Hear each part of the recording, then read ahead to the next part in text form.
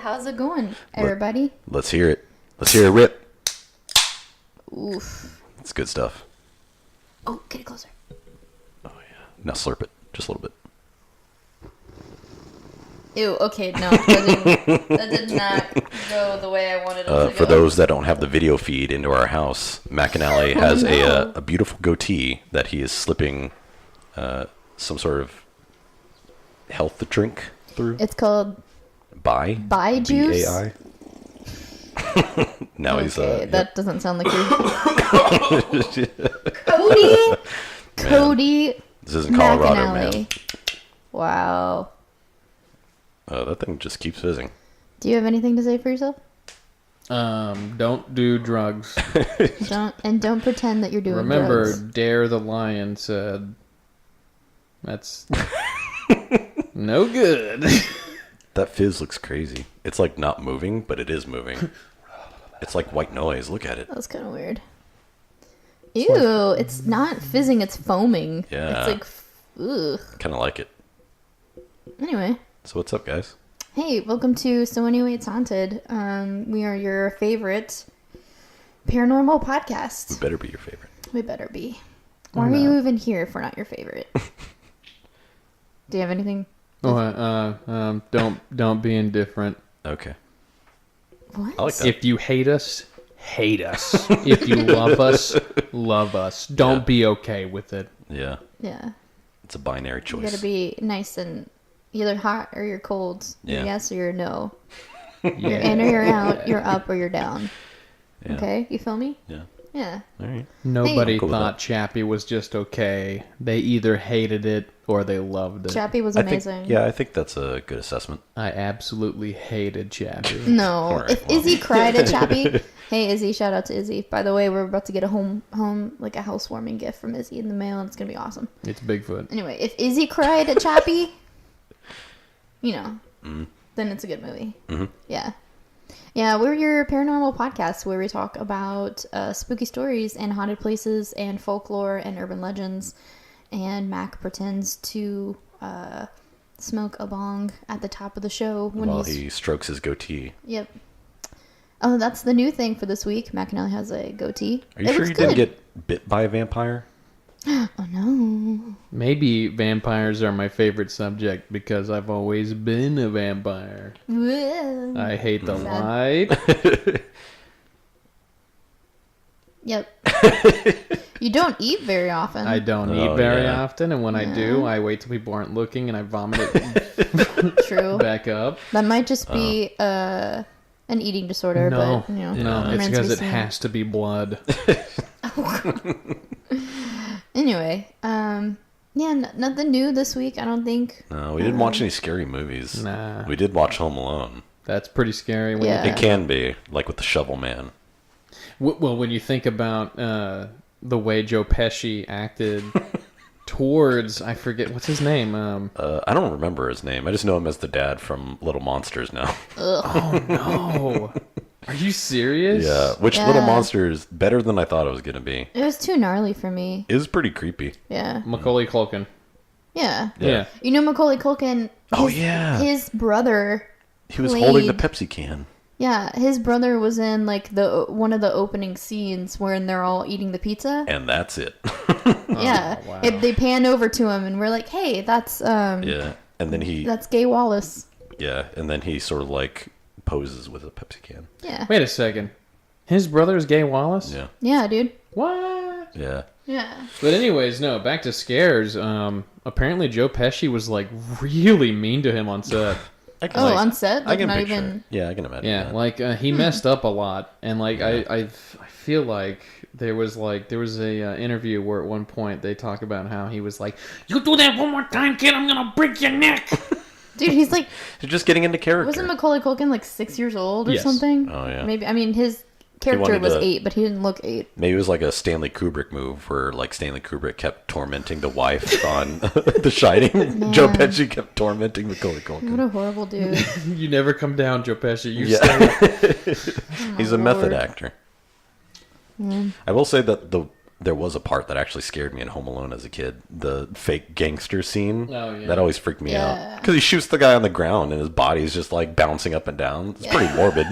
What is it? What is it? The movie called? Something Angels? I don't know. Dirty Angels, something like that. Filthy Angels or something? I don't Yeah. know. Something like that. Glad we watched it. Well, great. We also watched the trailer for Thanksgiving and Thanksgiving 3 Yeah. today. Yeah. I'm never ever going to watch that ever in my life. I probably respect it. I'd probably watch the second one before I watched the first one. There's the second one there's looks not weird. a second one. Oh yeah, the third one. That's the third one. Yeah, the third one because there isn't a second one. Yeah. It's confusing. The third one is about the turkey burning all the DVDs for the second movie so no one can find it. But in real life, there's no second movie.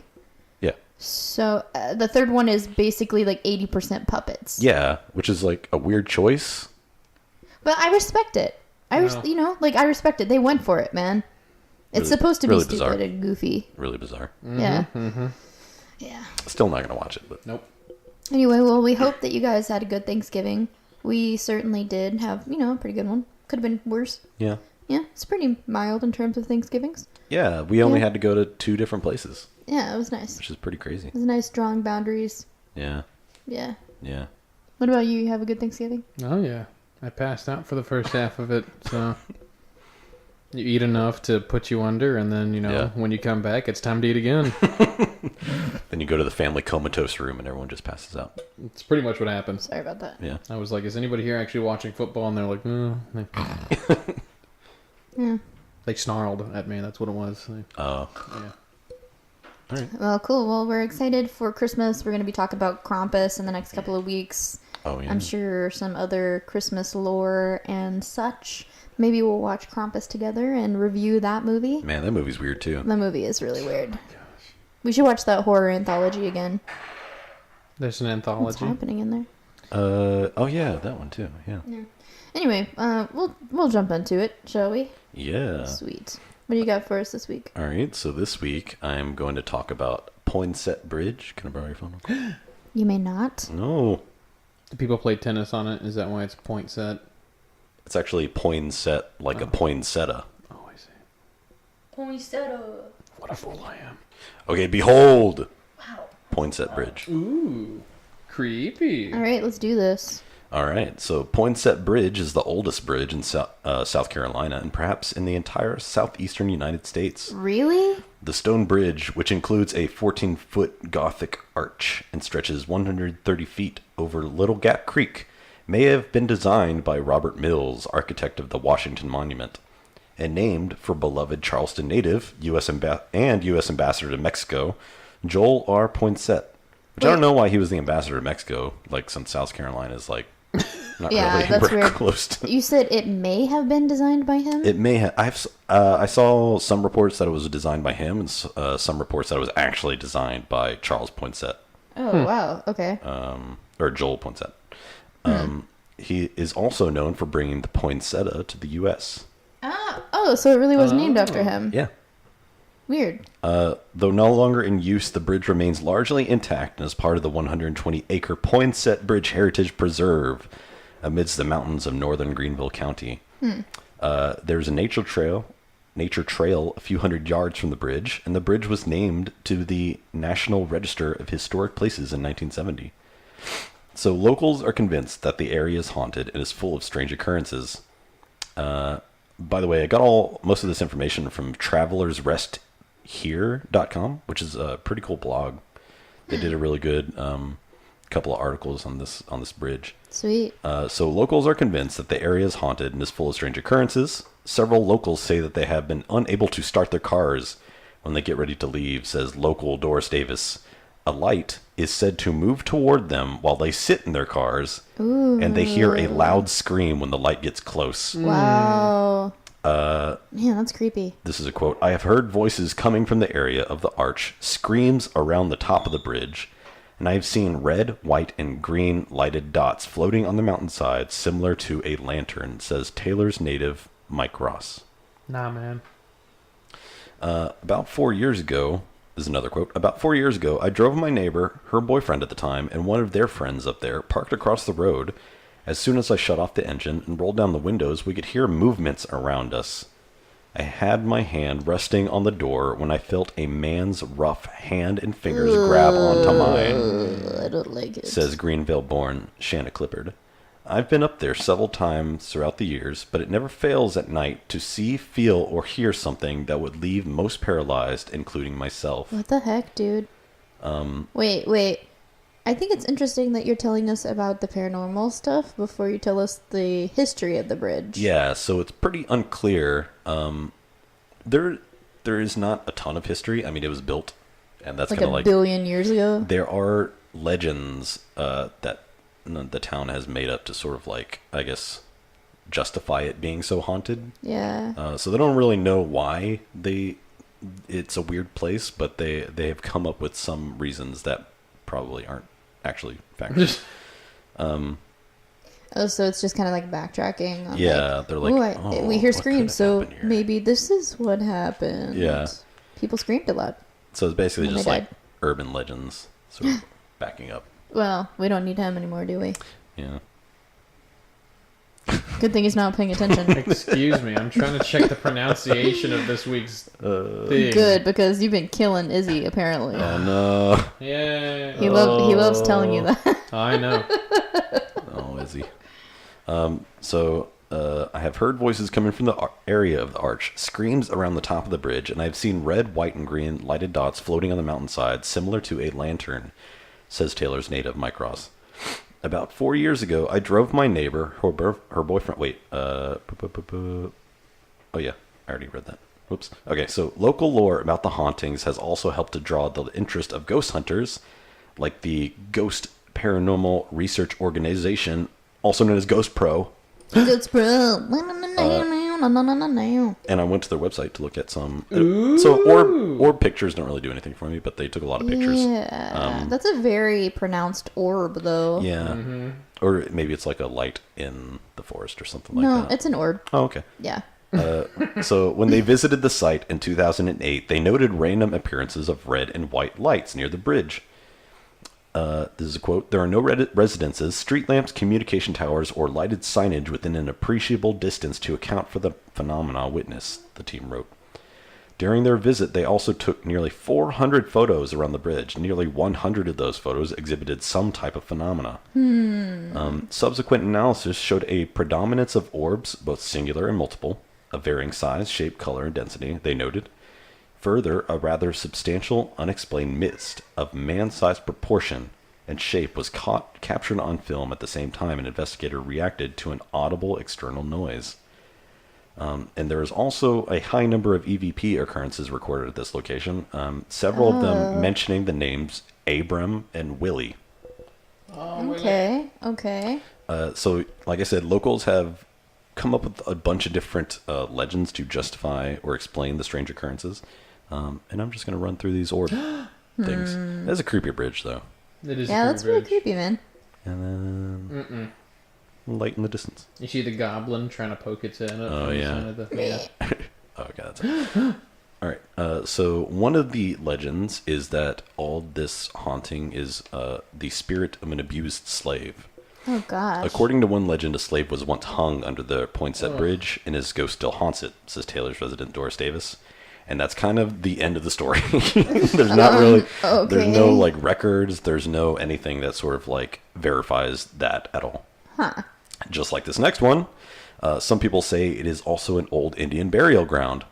But there's no evidence. Well, so according to local, so Poinsett Bridge, according to local folklore, was built on the site of an old Indian burial ground dating back to when Cherokees were the only inhabitants of the mountains of the Carolinas, Georgia, and Tennessee. As the legend states, an Indian burial mound was located nearby the site of the bridge and was destroyed in order to build the bridge, writes Talmadge Johnson in Ghosts of the South Carolina Upcountry. But interestingly, the Cherokee buried their dead more often than not indoors or near the home. Interesting. Not in a large plot altogether and out of the way. Interesting. So that, for the most part, they don't build burial mounds. So that's dumb wrong. In each town there was a priest whose task it was to bury the dead. He came soon after death to the house where the corpse was and usually buried it either in the floor directly under the place where the person had died, under the hearth, outside near the house, or in the case of a distinguished chief under the seat he occupied in the town council house. So that's probably not that's also probably not a valid reason. And the last one that people sort of think is it's a mass grave for the bridge workers who helped construct it. So some stories go that some of the men who worked to build the Poinsett Bridge died during the bridge's construction due to a variety of illnesses, one of which was malaria. Oh gosh. These men were then supposedly buried under and even within the bridge itself. No. Perhaps to save time or to memorialize those who had died while hard at work. As some of the workers passed away as the bridge was being completed, the bodies were buried within the structure itself, says Blue Ridge resident Michael Morgan. The historical record does support that many of the work crew fell sick with malaria even before they arrived in the mountains. Okay. Many of the men that came up from having worked on the canals down on the coast had malaria, and they brought it with them, and other people got it from them, says local historian Dean Campbell. Rises in the river and unexpected flooding may have also contributed to deaths, to overall delays in the bridge's completion. Other locals maintain that a number of men were killed by these high waters. From what I understand, this is a quote, "From what I understand, there was a great flash flood during the building of the bridge, and some men were killed by the suddenness of the wall of water," says local historian Marion Cooper Bryan. Others may have died from accidents as construction went on. So it is plausible, but I read many reports that said, like, even if they were buried in the foundation, like, bodies decompose, and that would leave, like, pockets of nothing, so that would lead to a very unsteady bridge. Yeah. And why would anyone build it like that? Yeah. So maybe not that either. So maybe it's just a vortex. Maybe. Or You know? a ghost portal maybe Yeah. there's a ghoul. living under the bridge. Yes. Okay, I buy that. That sounds great. Okay. I think you just want to say that there's a troll there, right? There's a troll. Is that what you're saying? There's a troll. It benches like 350 pounds. Dang, that's sick. It's about 6'1". He built the bridge himself. Yeah, he did. Well, I mean, you cracked it. Yeah, that's Now it. we know. Yeah. All right, add that to the list of reasons. Tell the locals. Yeah, I mean, why not? If you know. But I didn't see a troll. I swear it was those Indians. Yep. That's Sounds what they great. sound like in South Carolina. The young people. Wow. What do you got for us? Okay. Thank you for that. Thank you for Yeah, that very Well, inconspicuously haunted bridge. yeah. We'll never know. It's a true mystery. I want to go see it. It's the mystery Go-Gurt flavor of haunted places. Yep. It's not just an amalgam Yeah. of all the flavors. Yeah. Oh wait, no, it's just extra of whatever flavor they had left over, right? Yep. What? Yep. Yeah. Oh. Yep. They're just like, it's a mystery. So they just mixed them all together. No, I think it's All just the like leftover if they stuff. had a bunch of blueberry left over, they'd just like, Oh. Don't label that. yeah. It's mystery. Yeah. Did someone order food? Maybe Chris. Oh There's a gosh. person with their hazards on outside our house. Okay, don't do that. Don't shine What a light was in our that? house. Did they shine a light? Was that an orb? Oh my lord. No, that Can was... someone take a picture? We've been talking about Bigfoot too much. People have heard. Now they're following us. Well, that was weird. Anyway. So anyways, to continue my journey across the world, we are now taking our next fictional stop. It's not fictional. The world is a vampire. You know, the lyrics. Yes. You know. The lyrics. We just can't say anymore because we'll get sued for copyright. Yeah. People care a lot. So the next stop... Billy Corgan is very litigious or something. Litigious. I love that word. It's a good word. So our next stop, since we kind of jumped here and there for vampires, is down in good old Ireland. Ireland. So today's mythical thing or folklore creature is the Abhartach, not to be confused with Abhartach. Okay. It's Abhartach. It's they have the Irish pronunciation here, which I'm not even going to attempt to. I mean, you can do it without being criticized. And then Izzy can it is your heritage. Totally don't. You know, if there's one thing Irish people really hate, it's fake Irish people, like fake, yeah. But I mean, like Americanized. Americans just like getting on planes and be like, oh, top of the morning to you. Which family do I belong to? My last name has an MC in it. Then they get beat up in the street. I don't mean fake like you're not in any way Irish. I mean fake That's like what he meant. you're He meant American, you're fake. but you didn't grow up in Ireland. I'm just saying, I respect the fact that I'm not like Irish. Yeah. It's just that some Irish people a long time ago decided to not be Irish and then come to America and here I am. So anyways, our critter of the day, the Abhartach, is... I swear I'm going to say it right. It is an early Irish legend which was first collected in Patrick Weston Joyce's The Origin and History of Irish Names and Places. Okay. Abhartach should not be confused with the similarly named Abhartach. It's the same. Don't worry, I won't. A figure associated with Fiona Mac Cumhall. Oh. They don't explain what that one was. They just say. Okay. Don't Is she confuse. like some sort of expert? I don't know. Anyways, here is the actual. What's the Irish version of a princess? I think they call them princesses. Okay, yeah. Wow, he just did that. Sick burn. Someone's gonna write in and be like, actually, Miss Sherlock is incorrect. Actually, we do have Irish listeners. So go ahead and offend them right now. I'm not offending anybody. No, I'm just saying. I'm Christopher Izagari. Izzy does have a red beard. He does. So are we assuming that all Irish people have beards? I don't know. Let's just nip this in the bud right red now. hair. I don't know what last name Izagari is. He's told us his dad is something. He's told us, but I don't know. Why are you nodding? Do you know? He said it. He said he it. said Do you remember? It's been said. He doesn't remember. The words came out of his mouth. Look at him. So, anyways, I guess if you tried to like describe this thing, it's basically an Irish dwarf. Okay, yeah. Which, here's a open welcome letter to any of those Irish listeners. If you'd love to tell me what you know, if you know about this thing, and I'm just botching this legend horribly, feel free to write in. Send in your corrections. Yep, that's what I'm here for. So, anyways, look, we're not making fun of you because you have corrections. I don't have corrections only because I read other people's emails. I don't even do homework for this. Yeah. Also, I don't have corrections because no one fact checks me. Yeah. I don't know. No, I'm not upset by it. It's just that's my thing. I generalize a story so that we get the common idea, and then other people are like, actually. Yeah. It's a gigantopithecus. Go on. Is it? Gigantopithecus. Gigantopithecus. Yeah, that sounds right. Gigantopithecus. If you say it fast, you can't be wrong.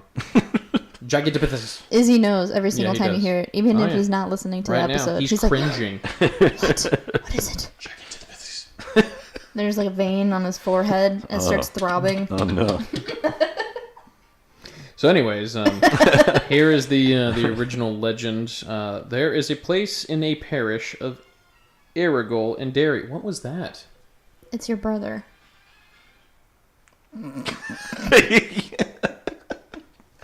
This is what it's like living with roommates. Listeners. Anyways, go on. In Derry, called Slot Averti.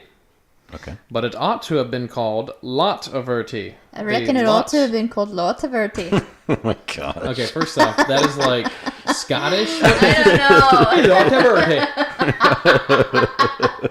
I just thought I would go for it. And I did it. It's fine. Watch as those numbers dwindle away. Unsubscribe. No. You don't have to listen to us. Just keep subscribed. Just don't listen. It's fine. Anywho, should have been called Lot Averti. The lot, or sepulchral momentum of the Abhartach. Man, so many words. Goodness sakes. Okay. It says Abhartach, or dwarf. See page 61, Supra. We don't have page 61 here. Oh no. Can we order it? The dwarf was a magician and a dreadful tyrant, and after having perpetuated great cruelties on the people, he was at last vanquished and slain by neighboring chieftain. Okay. Some say by Fiona Mac Cumhale. Okay. I thought we weren't associating it with her. Is she a chieftain? I guess so. He was buried in standing posture, but the very next day he appeared in his old haunts, more cruel and vigorous than ever. Oh no, it only made him stronger.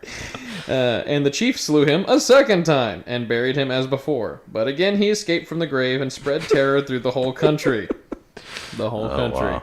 Okay. The chief then consulted a druid, and according to his directions he slew the dwarf a third time and buried him in the same place with his head downwards, which subdued his magical power, so that he never again appeared on earth. Oh. The lot raised over the dwarf is still there, and you may hear the legend with much detail from the natives in the place of one of whom told it to me. Thus says Joyce, who wrote the origin and history of Irish names and places. Wow.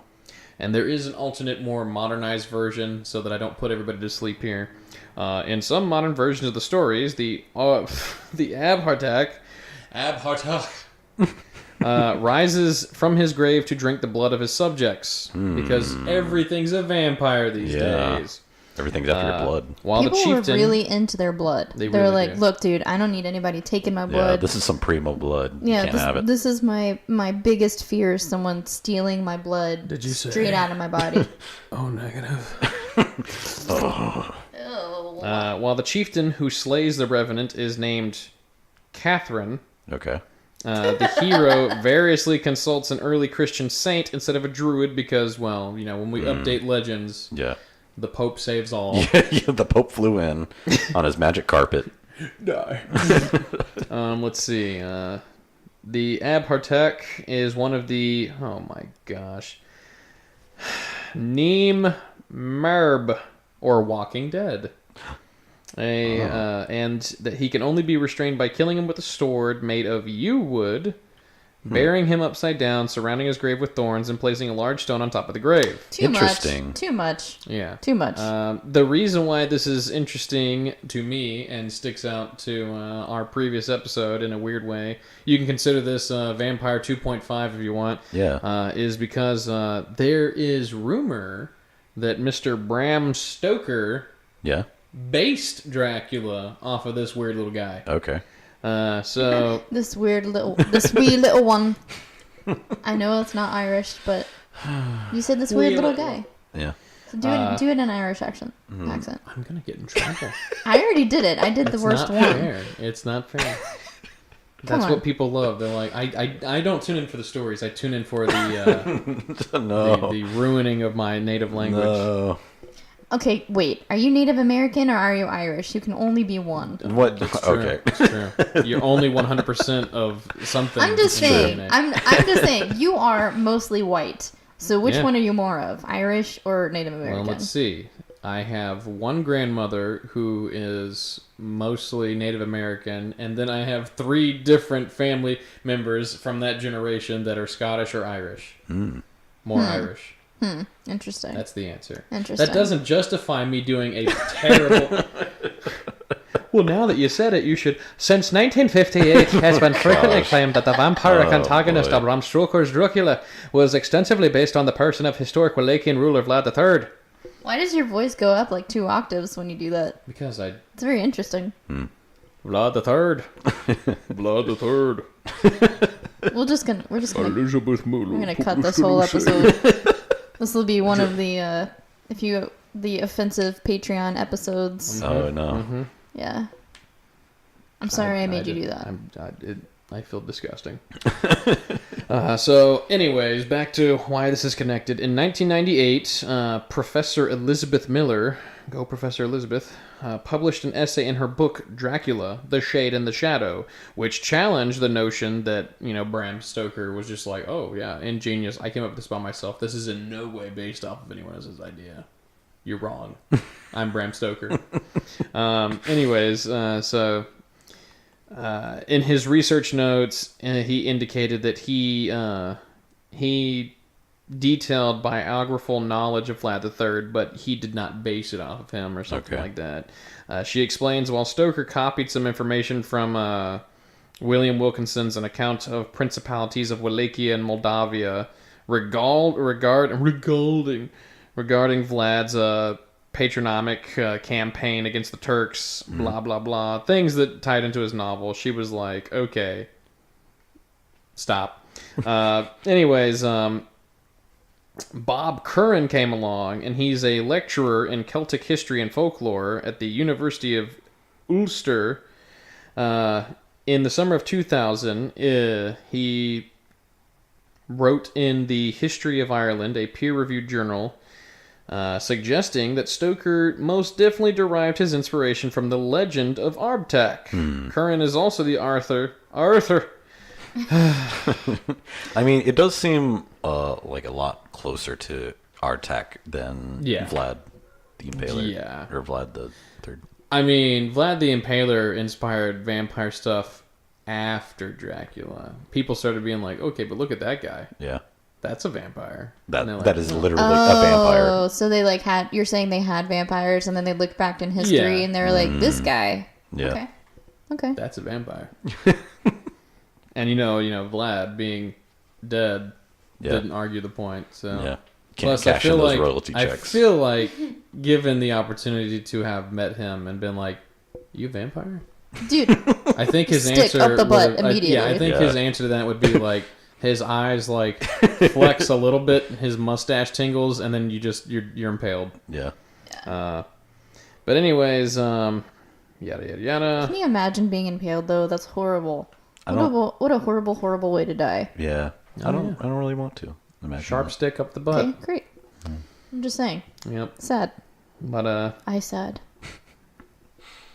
Yeah, so basically Curran wrote in his book, he was like, look, I'm the genius that found out that Bram Stoker is a copying cheater and stole from the Irish. And then nobody really read that book. Is it really stealing though? He's like using inspiration. Yeah, but he's not acknowledging it. No. And in this day and I guess age, so. you have to note your sources, Yeah. Wikipedia. Anyways, recently, and this is about as far as our story goes, because they were just kind of like, oh, what if it was a dwarf? What if it didn't die? Yeah. And then we killed it, and then it didn't die, and then we killed it, and then it didn't die, but then we killed it and we put it upside down. And that's, they're like, okay, that's good enough. Yeah. Wasn't that a vampire cure for another the culture? idea of burying them upside down or face down so that they couldn't rise from the grave? Yeah, it's pretty common. Also, they said they buried him face up the first time, right? Yeah. Does that mean so it was in a standing position. So does that mean when they buried him upside down, they buried him in a handstanding position? Yep. Okay, cool. Yep. I don't know how they got the body to even stay. Wouldn't it just it would just throw it down a hole. Yeah. I think his head's facing down. But in recent folklore, the Abhartach's grave is now known as Slot Averti Dolmen and is locally referred to as the Giant's Grave, even though I was sure a minute ago we were calling him a dwarf. Yeah, maybe it's like a giant dwarf. Yeah, maybe he's like in the Avengers movie. Oh yeah. Maybe he's Peter a Dinklage. gigantic dwarf. Yeah. But it's referred to as the Giant's Grave. It comprises a large rock and two smaller rocks under the hawthorn. Okay. And I do have a picture of this guy, because why not? He's a cutie. Here, let me airplay for you, and then I'll send it to Ashley so she can put it on the Instagram. There he is. Oh wow, he's. Oh no. He's something. He looks like a Shel Silverstein drawing. Yeah. If he drew like horror art mixed with the Grimm, the Brothers Grimm or whatever. Yeah. Yep. I don't know why in all of my reading they didn't describe his weird bony bat appendages, but they're there. Yeah. So that's what dwarves look like back then. Oh yeah. Okay. Irish dwarves, man, beautiful creatures. Well, he looks nothing happy. but respect. He looks R-E-S-P-S-P-T. Okay. Well, thank you. Here's a tidbit about next week. We're going under the sea. Wait, you can't see that. To Atlantis? I don't know. We'll get sued. You tell me. I don't know anything else besides the sea. Is it Cthulhu? About the sea. Cthulhu, you mean? No, because he rises from the sea. That's different. Maybe it's Dagon. Hey, stop Dagon. it. That movie was Demigorgon. weird. Yeah. I respect you, but that movie was weird. Why are you texting me? I sent you the guy. So I can Why are you cursing me with this image? You're welcome. Put it as your background. It's my inspo every morning when I wake up. Never quit. I want bony bat arms like... Yeah. Tight little butt. Artarg. A tight little butt and fingers that look like carrots. You said that almost as a joke, but I swear, watch it actually be pronounced like Artarg or something. Artarg? Like, I'm sorry. I didn't do it. Thank you. Do you have anything else to add? I do have to add, I am sincerely sorry. For me? I did it this time. Just to the entirety of Ireland. I'm sorry. Okay. All right. They say it's okay. Okay. But in Irish, they say it in Irish. So they've been through worse. True. All right, so we have one story today. It's really just about sleep paralysis. And is from my cousin Brooke. Thanksgiving, we came in. It was at my aunt's house, her mom, and she was like, "Oh, I like that necklace. Is that the one that Grandma left you?" And I was like, "Yeah, it's this like locket my grandma left me before she passed away." And then Brooke was like, "Yeah, Grandma had this cross necklace that she would wear all the time." And she was like, I started having sleep paralysis issues. What? And I told Grandma about it. And so she lent me her necklace, her cross necklace. And then after a while, she was like, okay, time to give that back now. and she got Brooke her own cross necklace. Okay. And the whole time I was like, sleep paralysis, you say? And so I asked her. I thought the necklace was giving her sleep paralysis. Oh, no. Oh, no. But it almost spooks me more in a way that Grandma was like, I need that back. Yeah. The Hat Man's coming to see me now. Oh, no. Anyway, so yeah, I asked if she would share her experience, and this is what she sent me. Here we go. All right, so she says, my first time, it was really scary. I woke up and couldn't move at all. It was pitch black in my room, but there was a darker, solid black figure on my bed. I tried a literal nightmare. I tried to roll over and couldn't, and at that point, I was so scared I tried to scream. I couldn't make a sound, though. I closed my eyes and continued to freak out in my head because I had no idea what was going on. When I opened them, this figure was on top of me, sitting on my chest. That's a literal nightmare. That's how it is. That's literally sleep paralysis. Yeah. Ugh.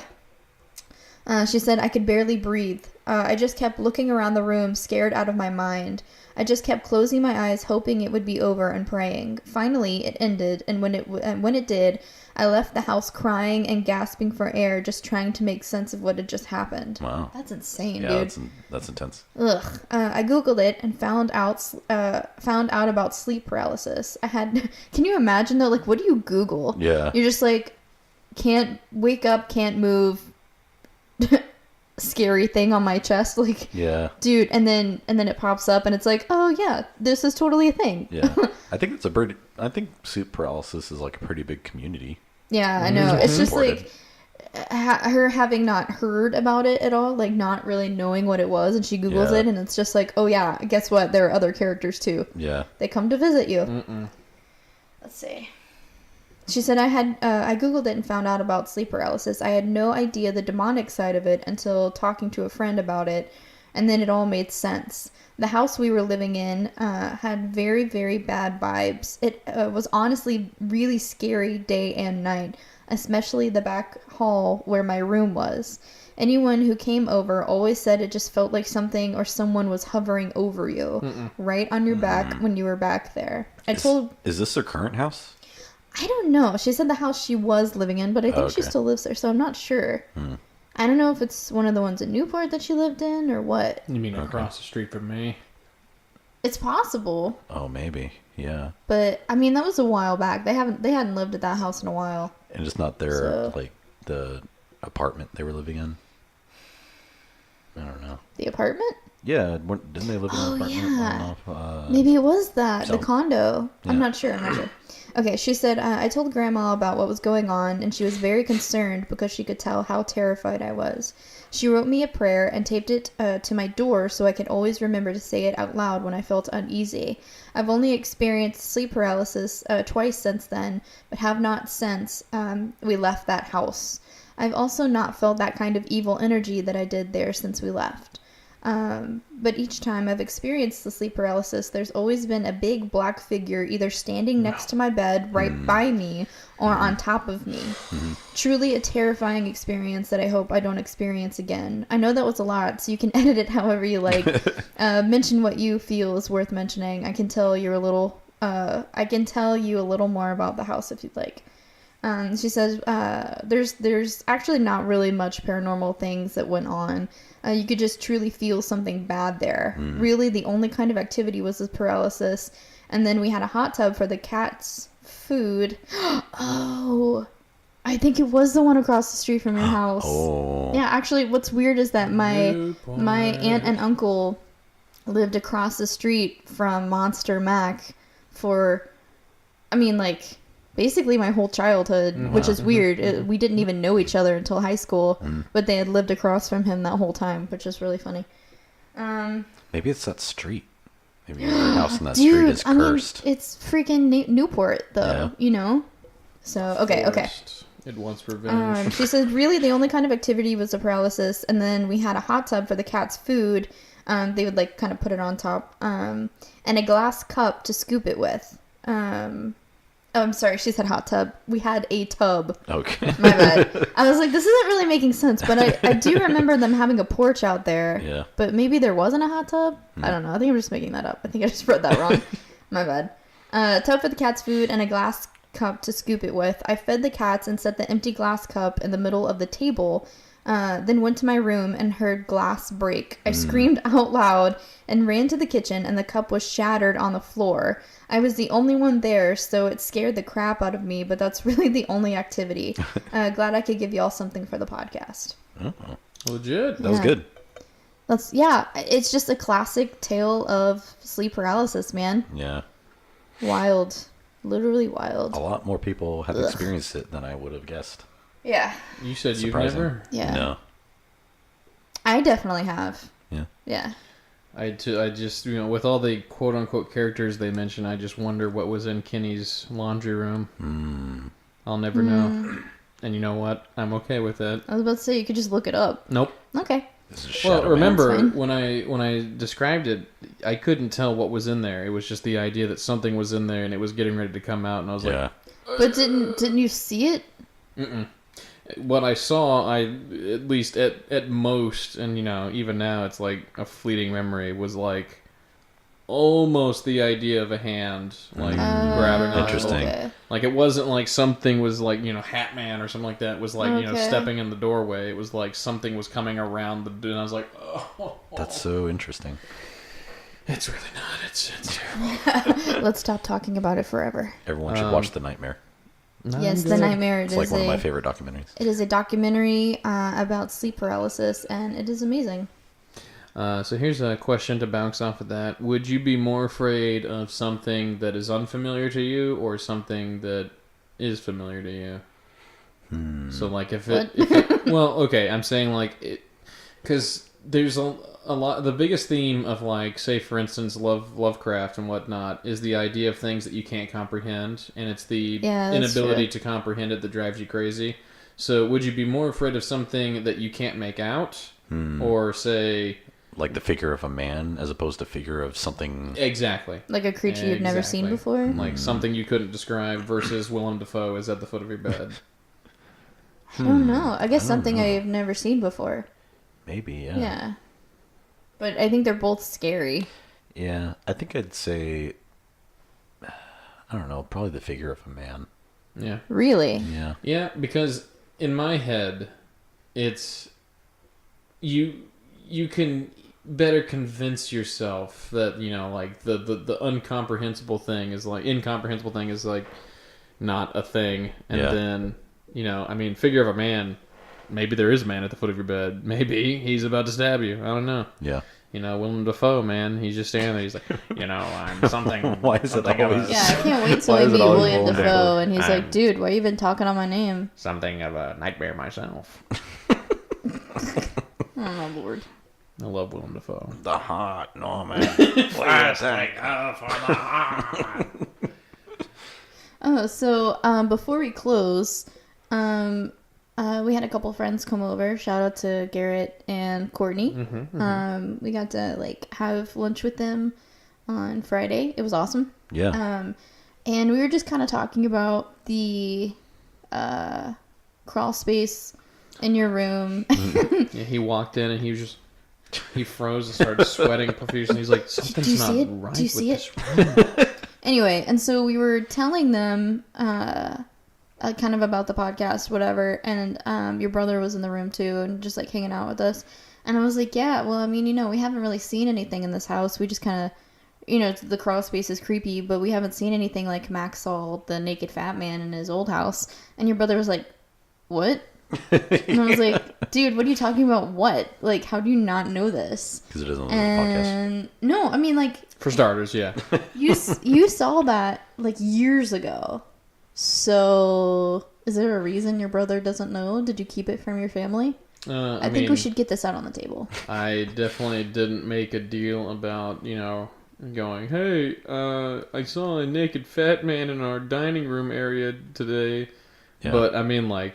He's been around when I've said it several hundred times. Yeah, I was about to say, how is he? He was just like, I've never heard that. What are you talking about? Chris is pretty good about forgetting things. Like, okay, so you know how I am with like a living space? Like I'm a minimalist. Chris is a minimalist of the mind.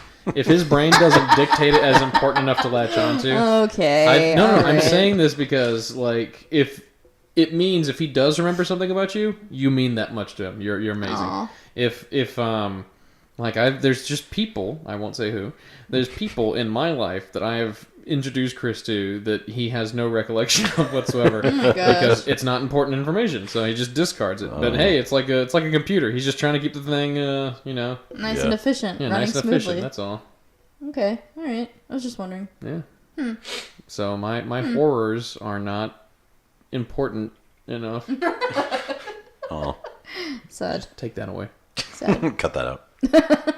He's like Finn in Adventure Time with the episode where he sees the ghost or whatever. And he's like, "Yep, let's go into the vault."